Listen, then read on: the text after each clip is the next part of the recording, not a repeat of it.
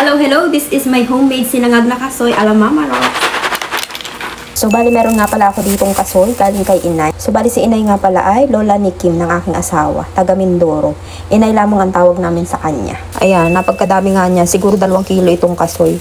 And itatry natin siyang lutuin. Meron na nga ako ditong kawali. Lalagyan ko lamang siya ng kunting mantika para paglalagyan ko lamang siya ng bawang. So, ang luto nga pala ng ating kasoy ay isasangag lamang natin. At meron naman ako ditong bawang. Papaamuyin lamang natin siya.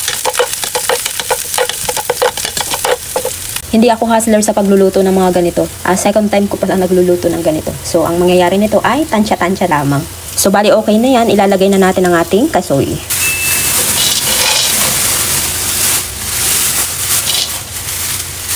And wala natin siyang tigil na hahaluin. Kasi nga, sangag lang to ha, sangag.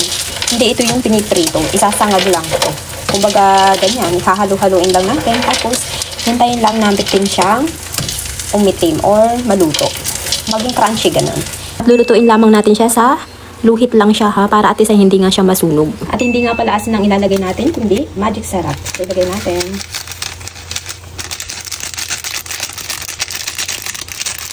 So, bali tinuruan lang din ako ng inay na luto, kung paano lutuin ito. Sabi niya, lagyan ko lang daw ng magic sarap. And ayan, lalagyan lang natin siya ng magic sarap. And wala natin siyang tigil na haluin. Kasi nga, pag tinigil natin siya sa paghalo ay magiging kabilaan na yung pagkaluto niya. Merong sunog, merong hindi. Kagaya niya, meron ng part na may itim. Kasi nga, napapagod na ako maghalo. So, dapat wala natin siyang mga tigil na hahaluin. Ayan, malapit na nga siyang maluto, pero medyo may malambot-lambot pa, kaya isangag pa natin. Mas prepared ko kasi yung crunchy kaysa sa malambot. And for me nga, okay na ito sa atin, kaya naman patayin na natin.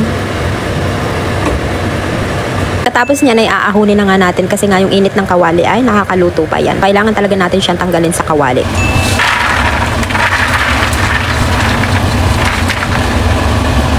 So, bali kapag lumamig na nga ito ay ilalagay natin siya sa garapon or sa sealed na lagayan para at least ay hindi nga siya lumambot. Ayan, pagising na naman ng ating butchog ay marami na naman nga siyang makakain.